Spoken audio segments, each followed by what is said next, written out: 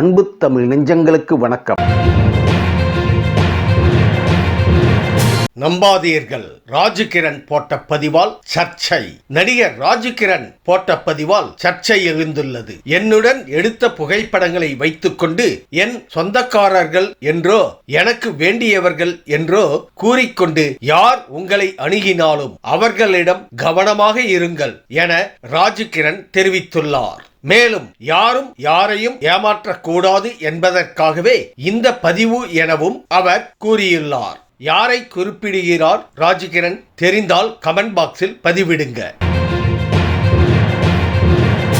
ஒரே super star Ajith மட்டும்தான். துபாயில் நடைபெற்ற கார் பந்தயத்தில் அஜித்துக்கு நேராக சென்று ஆதரவு தெரிவித்தவர் நடிகர் மாதவன். அவர் சமீபத்தில் அஜித்தை பற்றி மனம் திறந்து பேசியுள்ளார். சினிமா வரலாற்றில் தனது படங்களுக்கு விளம்பரம் செய்ய வேண்டிய அவசியமில்லாத ஒரே சூப்பர் ஸ்டார் அஜித் மட்டுமே.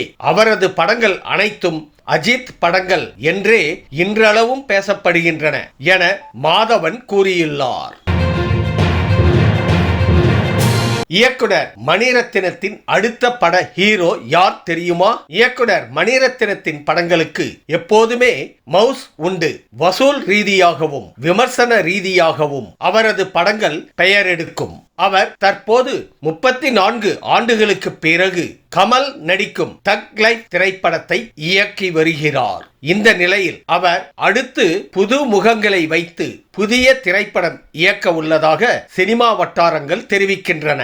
இதற்கான அறிவிப்பு விரைவில் வெளியாகும் எனவும் கூறப்படுகிறது. ரேசுக்கு முன்னாடி அஜித் சொன்னது இதுதான்.